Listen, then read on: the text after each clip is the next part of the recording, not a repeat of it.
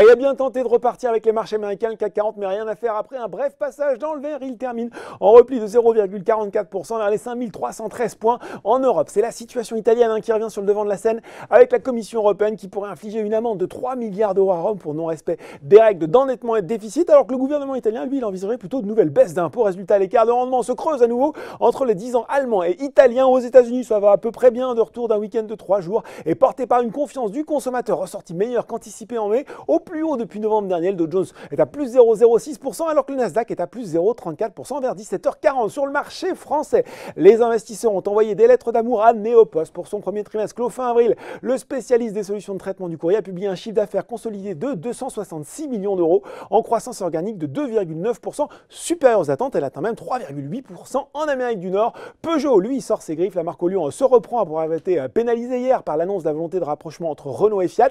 Renault, lui, continue d'ailleurs à accélérer. Invest Securities réaffirme son conseil d'achat sur le titre qu'il maintient dans sa liste de valeurs favorites. Il abaisse toutefois son objectif de cours de 98 à 14 euros en hausse. Aussi, Worldline, le groupe, profite lui du coup de projecteur sur le secteur alors que le fournisseur américain de solutions de paiement Global Payments va acquérir son concurrent Total System Services pour 21,5 milliards de dollars quand même. C'est la troisième grosse opération de fusion du secteur cette année. C'est dans le vert aussi pour Vivendi, sa filiale Canal+, a conclu un accord pour s'emparer de l'opérateur luxembourgeois de télévision payante M7 pour un peu plus d'1 milliard d'euros. Enfin, toujours très volatile en ce moment, Rallye rebondit nettement aujourd'hui, plus 24,44 et puis Casino continue à s'apprécier, plus 3,58. Côté baisse, l'opérateur satellitaire SES Global, lui, il continue à être attaqué, il se replie de près de 20% depuis le début de l'année. M6 et Gecina sont également mal orientés. Enfin, sur le CAC 40, c'est Safran qui est lanterne rouge devant Essilor Luxottica.